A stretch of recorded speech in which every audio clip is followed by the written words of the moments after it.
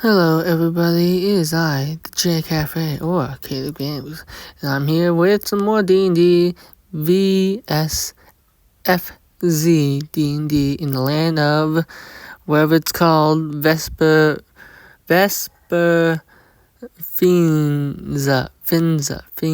I don't know, Vespa Zinfa, sorry, I don't know, VSZF, I don't know, whatever, it doesn't matter, it's just the four letters of the four main characters' names put together, and we're doing chapter 1 of Frank Zange's story. So, backstory-wise, his family has all died. His family died of old age, and now he's all alone. He's inherited his family's stuff, arrows, chainmails, shield, shortbow, and sword. All the basics, since his father was a soldier and then retired a soldier and then never touched his stuff again until now. Well, now Frank holds them. And now he is pretty heavily armored, 18 armor class. That's the best out of all of them, I think. Though he is pretty slow. I don't know why he's so slow. Is he not proficient in armor or something? Must be something like that. When it comes to his skills, not too bad. Stealth, for some reason, is the best, despite being disadvantaged. Yeah, he must not have any proficiency in, how's chainmail? What? You have proficiency in chainmail, and yet in your inventory, you're wearing chainmail, and yet you have, it's a heavy armor, but it's chainmail, so it shouldn't matter, right? Oh well. He gets boosted armor. Anyways, he's also trying to make it to Vespa Zinfa. Well, in the land of Vespa Zinfa, he's trying to make it to Techpolis. And I guess LT doesn't work, but anyways, go back. So there is part of Techpolis. I was building it, and yeah. But here is Vespa Zinfa. Yep. So right now he lives. You see that village in between the two. The castle and the kind of towered house, yeah, that's where he lives. Then, Volt lives in that village right there. You see the village in that kind of trio of same buildings, yeah. And then Zero, he lives right next to that castle. And then Shikamaru Kara, he lives right underneath that small town, and then the big town right over there. Yeah, so right there. But I can't zoom in too far. So you might notice the giant map is 1/4 out of 4 parts, and I haven't figured out what I'm gonna make the other 4 parts. But yeah. So what I'm using to build this is Incarnate, and it doesn't give me too many options when doing this for free. So yeah, I was just trying to give it like, yo, this is a place you can go and it's pretty big. So yeah. And yeah, that's Vespa Zinfa right now. VSZF. Quarter of the map fully done. Yep. Anyways, that is not that matter. It doesn't matter that much. Alright. How do I get? Okay, I'm gonna do this. Okay. Previous. Go back. Go back, please. Go back. Thank you. Okay. Thank you. I can go back to my friend known as Frank Zange. So. Now he's going to go to Techpolis in order to begin a life on his own, because he does not think he can handle life. He hasn't really learned the trade, despite being like 22 years old or something. So he's going to Techpolis, using his family's passed down items. So yeah, let's do this.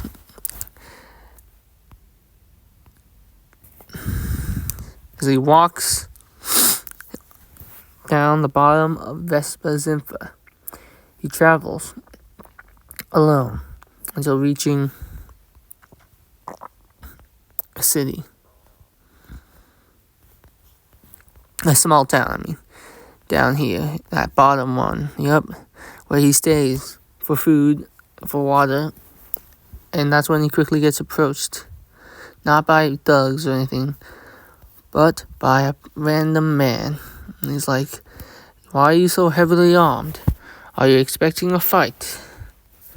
And Frank is like, no, not really. I'm just traveling to Techpolis. Oh, an adventurer. Well then, do you need help getting there? Many monsters are between the lands of ours. I don't think so, but if you want to come with me, sure. Very well. I am James Harrison, and I will go to Techpolis with you. Are you an adventurer also? Sort of. I can fight, but I prefer not to actually adventure, and I work wherever I can find work. Well, thanks for your help. Is there any compensation needed? No. Let's just go. And so they travel from the bottom town, to this next town closer to Techpolis. Which Techpolis is actually not too far away. Techpolis is actually this castle, because I couldn't figure out anything to represent Techpolis. So yeah, he's just gonna go up to this second building and then to Techpolis. And so on the way to the next town, they don't find any trouble. But on the way to Techpolis comes the first sign of trouble. Yes, this time, my friends, these people will be facing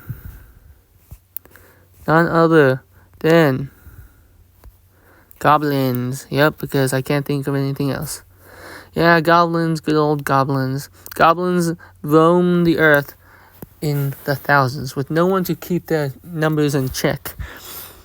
They don't know why there's so many people that are goblins, and they don't know why there are so many monsters. There are luckily too many outposts for them to really evade any of them, especially since they are unorganized. But going out there alone, like some guy did, can easily spell death and disaster.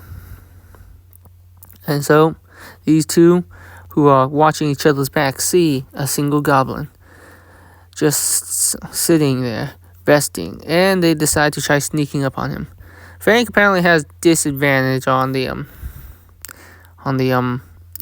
when checking of stealth, but do for that. So how do I do this?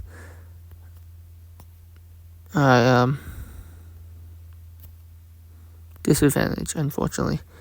Alright, here we go. Roll. 2. Okay. That's better. So, yeah, he's still got 2, so the goblin sees him, unfortunately. So that sucks, but whatever. Time to, combat. Go Frankie Zange. He gets a 16, 19, so that's pretty good. The goblin gonna roll his, and he gets a 9 plus. You see anything about, I think it's a proficiency, since initiative is kind of just proficiency plus something, but he's just a basic goblin. And the guy who's helping him out, James, gets a 8. So it's gonna go Frankie, Goblin, and then Jamesy. So what is Frank gonna do? Well, let's see what he has up his inventory. No, his actions. He can do pretty much the basic stuff, and yeah, that's it. He doesn't have much up his sleeve. He does have some spells up his sleeve, but does he want to do that? Who knows? Maybe he does, maybe he doesn't. But right now, he's just gonna go with a sword strike. Doesn't think much of this enemy. Runs up there and smacks them with a sword. 17 to hit. Guess what? The armor class is only 15, which means he's hit, and therefore it's going to deal some decent damage. 5. So he slices right into the chest of the goblin, forcing it back. But then the goblin, who isn't surprised, decides to swing back. And guess what? He gets +4 to his attack for some reason, because these goblins are kind of overpowered somehow, some way, for some reason. So, let's go. +4. Oh, Savenya is my vida. Venya na na. Savenya is my vida. Na na na na na. Da da da da da. Why must a single goblin be enough to take him out? Frank goes down 9 HP, and now he must face death throes if the little guy named James can't hit him in the face. And James can't do it either, so he misses. But as a bonus action, James is gonna do a medicine check. And if he can't get above 10, Frank will have to do a death save. He got above a 10, so Frank is now stabilized. Yay, I don't know how to do that. Blah, blah, blah, blah, 3, 6, blah, blah, blah, blah, death manager 0, if you, blah, blah, blah, blah, blah. You will not die. Something, something, something, blah, something. If they start the if they start the temperature, okay, whatever. Frank gets all his stuff. I'm not just gonna give him 1 HP, but he's still gonna be unconscious. Okay. Anyways, the goblin Frank is unconscious, so it's Goblin turn. Goblin's gonna go for James. This time, well, that's not nice. He hits James. James doesn't have much HP. He has 6. Actually, no, he's a slightly better than that. He's gonna have 8, but this could easily be deathly. He gets hit by 6 damage, which means he's badly hit in the nuts, while Frank was just knocked in the head by the club and instant unconscious. This guy is going to try stabbing him in the gut. He misses. Now it's Frank's turn. Frank's unconscious. So now it's the Goblin's turn. He's attacking James. He hits James. Now James is probably dead. James is knocked unconscious also. Well, this is the goat of all goats. The Goblin. Alright, Frank, I'm gonna do some stupid plot armor stuff. I'm gonna say you've been able to wake up just in time. You're unable to move except for tiny bits, and you're gonna have 1 chance to use your magic. And if you don't, then I have to force some other plot armor. Gonna use poison spray. And we'll see if the Goblin gets a good roll. Yeah, because he's going to die if he doesn't do that. Yeah, he doesn't succeed, and therefore, he takes all 11 damage and dies. If only he did that at the beginning, bruh. Why do I waste time with swords? Bruh! Magic use is OP! Jeez.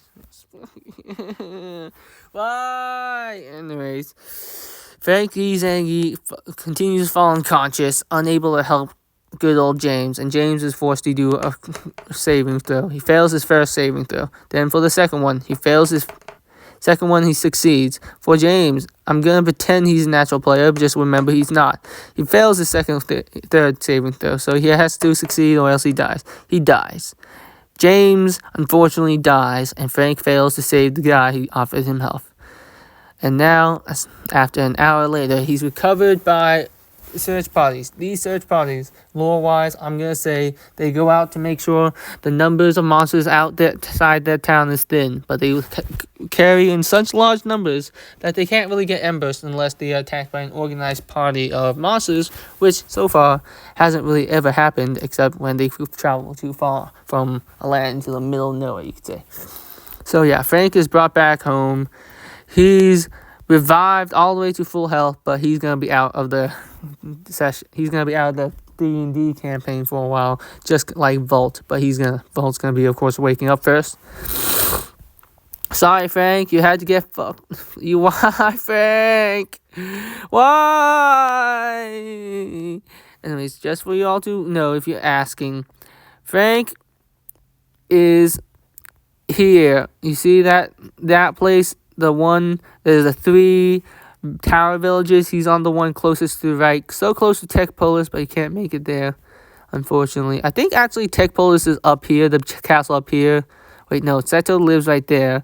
Zero lives right there. So Techpolis has to be the castle down there. So Techpolis is that castle down there. I have an actual paper map, which is more accurate, because this map gave me some limitations I had to work around.